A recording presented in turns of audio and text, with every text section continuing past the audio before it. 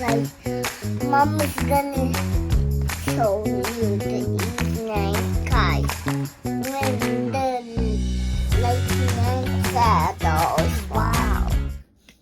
솔직히 저도 믿기 힘들었어요. 3살짜리 우리 아이가 영어를 한국말처럼 듣고 말하기까지 하게 될 줄은 단어도 문법도 가르친 적이 없는데 말이죠. 그런데 주변에 보면 열심히 시키는데 오히려 영어를 더 싫어하게 되는 경우가 많아요. 단어 외우고 말하기 시키는데도 결국 엄마 나 영어 싫어 라는 말이 돌아오죠. 그런 이야기 들을 때마다 이게 맞는 걸까 싶었어요. 그래서 저는 완전히 다른 방법을 찾았습니다. 단어 암기 없이, 문법 설명 없이 그냥 듣기만으로 영어를 자연스럽게 듣고 말하는 방식. Wait. 오늘 I think I 영상에서 제가 직접 It 우리 아이에게 attaches to- 적용했던 카이비트 학습법의 핵심 원리와 누구나 집에서도 바로 적용할 수 있는 구체적인 노출 루틴을 처음부터 끝까지 보여드릴게요. 추가로 영상 끝에는 영국 최대의 아동 독서 장려 비영리 단체 북트러스트에서 작년 출간한 도서들 중 2025년 연령별 추천 도서들을 정리한 이 리스트를 무료로 공유해 드릴게요. 많은 분들이 이렇게 묻습니다. 그래도 단어를 알아야 듣고 말을 하지 않나요? 맞아요. 하지만 아이가 단어를 의미로 배우기 전에 먼저 귀로 익숙해지는 과정이 필요합니다. 카이비트의 외국어 학습법에서도 이 부분을 가장 먼저 강조해요. 그는 아이에게 외국어를 가르칠 때에는 반드시 듣기 훈련으로 시작하라고 했어요. 이유는 간단합니다. 언어는 머리로 외우는 게 아니라 귀로 패턴을 익히는 것이기 때문이에요. 그래서 카이비트는 아들에게 시를 이용해 언어의 리듬을 느끼게 하고 같은 이야기를 여러 언어로 반복해서 읽게 하며 단어의 어원을 이해하게 만드는 식으로 언어의 감각부터 키우는 방식을 썼어요. 즉, 카이비트의 교육의 핵심 원리를 정리해보면 단어보다 리듬, 문법보다 이야기, 암기보다 노출이 먼저였던 거죠. 이렇게 외국어를 노출시켜 그의 아들은 9살 되던 때에 6개 국어를 능숙하게 구사할 수 있었어요. 저도 그 원리를 그대로 따라했어요. 이 방법을 구체적으로 집에서 아이와 제가 어떻게 따라했는지 구체적인 노출 루틴 하나씩 알려드릴게요. 따라오세요. 첫 번째, 단어를 외우게 하는 대신 영어 노래를 들려주고 시를 읽어주고 매일 영어 그림책을 읽으며 듣는 시간을 만들었어요. 이야기의 리듬과 문장 패턴만 반복해서 들려줬습니다. 두 번째, 저희 집에서는 하루 루틴이 아주 단순했어요.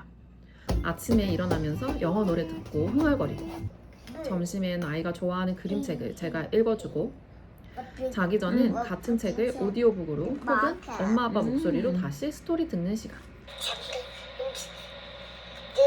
포인트는 반복과 익숙함이에요.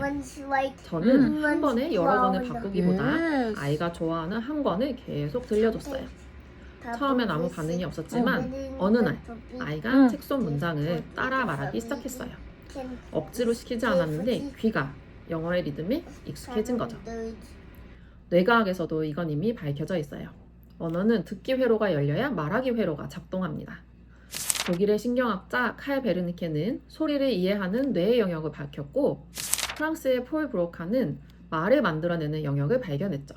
이 두 영역은 하나의 신경통로로 연결되어 있어서 듣기가 먼저 활성화되어야 말하기가 가능해요. 그래서 아이가 영어를 충분히 듣고 나서야 비로소 입이 자연스럽게 열리는 거예요. 그때 깨달았어요. 아, 영어를 배우는 게 아니라 익숙해지는 거구나. 책을 읽는 것은 언어를 배우는 가장 좋은 방법입니다. 단어와 문법이 아니라 이야기의 흐름 속에서 언어가 살아 움직이니까요. 물론 이해도 안 되는데 듣기만 해서 될까요? 이렇게 반문하시는 분들도 있어요. 그런데 아이의 뇌는 어른과 다릅니다. 아이는 문법을 분석하지 않고 소리의 패턴을 그대로 저장해요. 마치 노래를 흉내내듯이요. 카이비트도 어른은 문법을 토대로 외국어를 배우는 것이 효과적이지만 아이들은 모국어를 배울 때처럼 끊임없이 듣기 훈련을 시키는 것이 효과적이다라고 말하고 있어요. 그래서 단어보다 소리, 문법보다 리듬, 그리고 무엇보다 흥미가 먼저예요. 저희 아이도 연령별로 재미있게 듣고 보고 했던 영어 책들이 있어요. 돌 이후부터 시작해서 조금씩 노출했는데 다음 편에서 그 책들을 연령별로 어떻게 활용했는지 좀 더 자세히 공유해 보려고 합니다. 그 전에 연령별로 어떤 책을 보여주면 좋을지 참고하시라고 말씀드렸던 영국 최대의 아동 독서 장려 비영리 단체 북트러스트에서 작년 출간한 도서들 중 연령별 추천 도서들을 정리한 리스트를 준비했어요.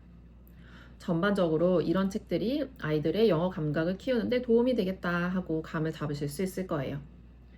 고정 댓글에 있는 구글 폼에 메일 주소 남겨주시면 그 리스트를 바로 보내드릴게요. 마지막으로 제가 칼비트의 외국어 학습법을 아이에게 적용해본 핵심을 정리하면 바로 이겁니다. 언어는 가르치는 게 아니라 익숙하게 만드는 것이다. 단어보다 소리, 문법보다 리듬, 그리고 무엇보다 아이와 함께 즐기며 반복하는 시간. 그게 결국 영어가 한국말처럼 들리게 만든 시작이고 우리 아이가 3살부터 영어로 말을 할 수 있었던 이유입니다. 오늘도 긴 영상 함께 해주셔서 감사합니다.